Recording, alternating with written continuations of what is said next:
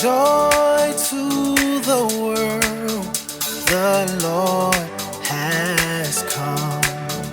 Let earth receive her King.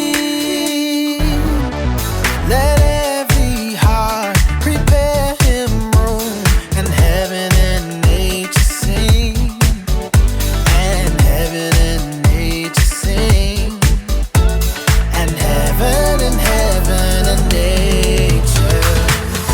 Glory to the King, he is everything. Our hearts will rejoice and sing. Glory to the King, let the praises ring. Our hearts will rejoice and sing. Joy to the world. Joy to the world, the Savior reigns. Let men their songs employ, while fields and floods, rocks, hills and plain repeat the sound and joy. Repeat the sound and joy.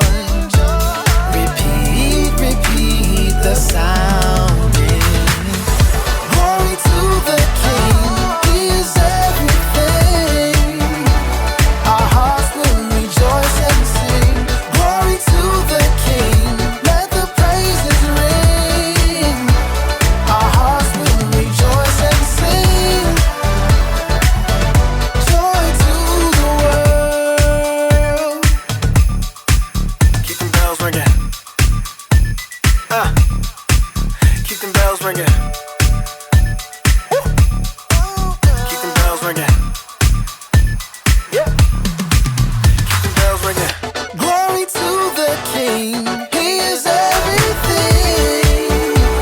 Our hearts will rejoice and sing. Glory to the King, let the praises ring. Our hearts will rejoice and sing. Joy to the world. He is everything. Our hearts will rejoice and sing. Glory to the King, let the praises ring. Our hearts will rejoice and sing. Joy to the world.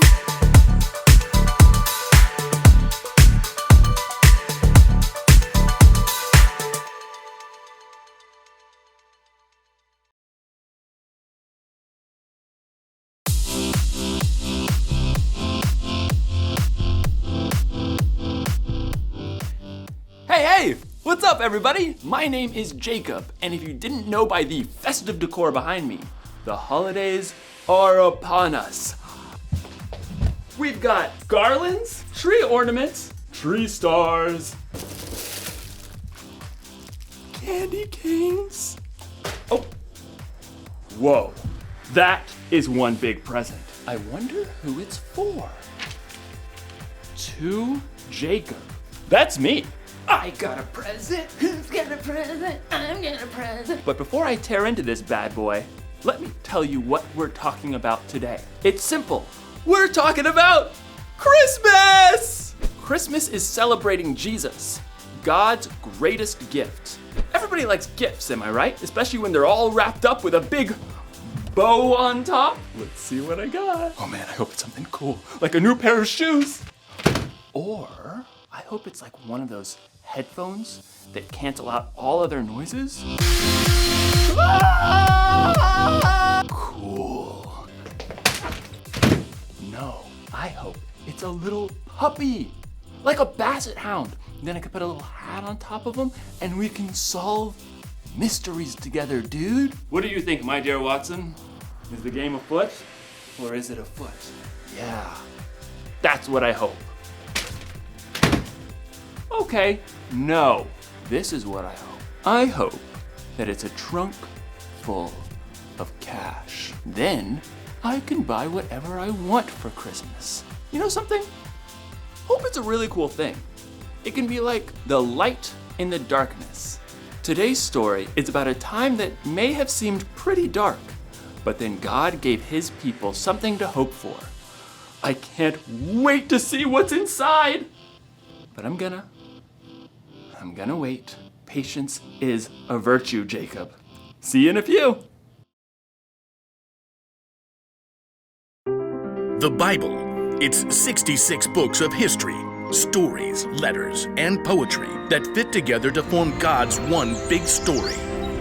The epic adventure of how he created us and loves us so much that he made a way to rescue us. As we travel through the Bible, from Genesis to Revelation, we discover people who met God and found their lives changed forever. Now, for an amazing story, inspired by the book of Isaiah, chapter 9, verse 6. Jess stared out the window at the ice beating down. Every holiday plan for the weekend had been canceled. And to top it off, the school had just released Jess's most recent grades. A D in language arts? What happened, Jess?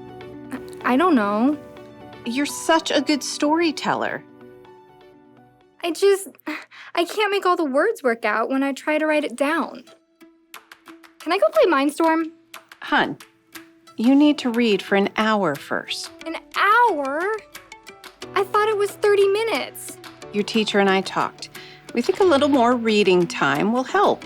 Jess glared. I don't have anything to read. You've got an entire bookshelf in your room. Those are little kid books. Then look at Emma's bookshelf. Emma was Jess's older sister, already in high school. Fine, whatever. Jess stalked upstairs to Emma's room, peeked inside. The room was empty, but everything was neatly organized. Emma had even done all of the colorful artwork on her own walls. Miss Perfect. Jess sighed. Everything seemed to come easily to Emma.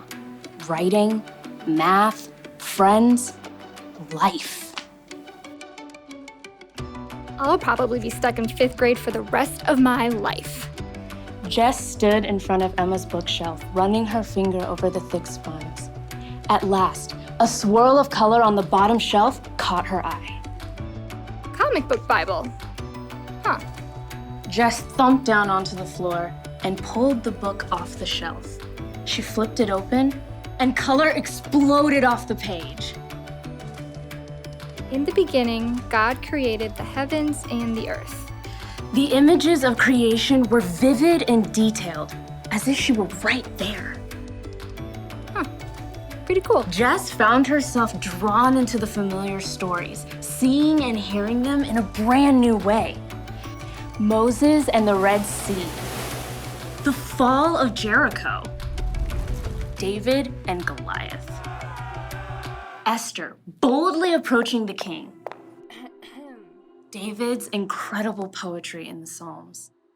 The Lord is my shepherd, I shall not want. After the Psalms, though, Jess paged into unfamiliar territory. Isn't Daniel in the lion's den around here somewhere? Who's this guy? Jess stared at a man with a long white beard, using a quill to scribble on a scroll. A child will be born to us, a son will be given to us. He will rule over us, and he will be called Wonderful Advisor and Mighty God. He will also be called Father who lives forever, and Prince who brings peace. Hey! Jess nearly dropped the book. She glanced up to see Emma standing in the doorway. What are you doing in my room? Mom said I could pick a book. Well, ask next time, okay? I didn't touch anything. Okay, it's fine. Emma settled down on the floor beside Jess and took a look at the book. Aunt Chris gave me this book when I started high school. It's pretty cool. I mean, until this part. It's kind of hard to make a guy writing a letter exciting. Jess pointed out Mr. Whitebeard. Oh, you mean Isaiah? Who's he talking about? Jesus? Yeah, but it's way more amazing when you look at the big picture. You see, God's people were in big trouble. Over and over, the Israelites promised to love and obey God. And then every single time, they turned their backs on him.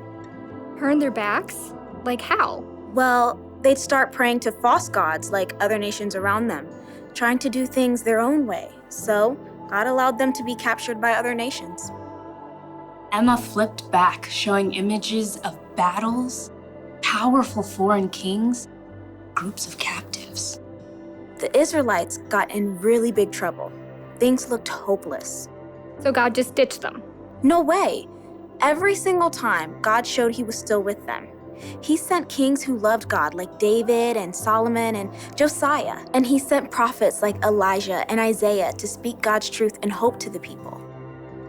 Even though they totally messed up. Yup. Through it all, God promised that he was going to send someone who would rescue them forever. Jess flipped back to Isaiah and read slowly.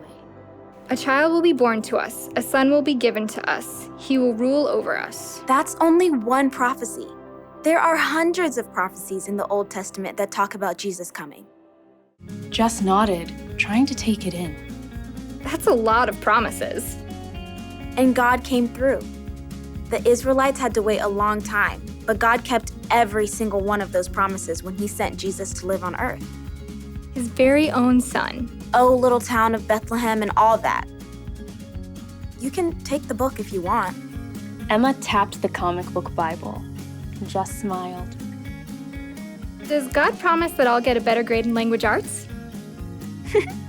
No, but he does promise to be with you and give you the patience and courage you need to keep working on it. They both listened to the ice rattling against the window. Hey, you want to play Mindstorm? Sure, just let me read a little more first. Emma gave a thumbs up, and Jess settled back down to keep reading. She paged forward to the book of Luke, eager to see for herself again how God had delivered on his promise to send a savior.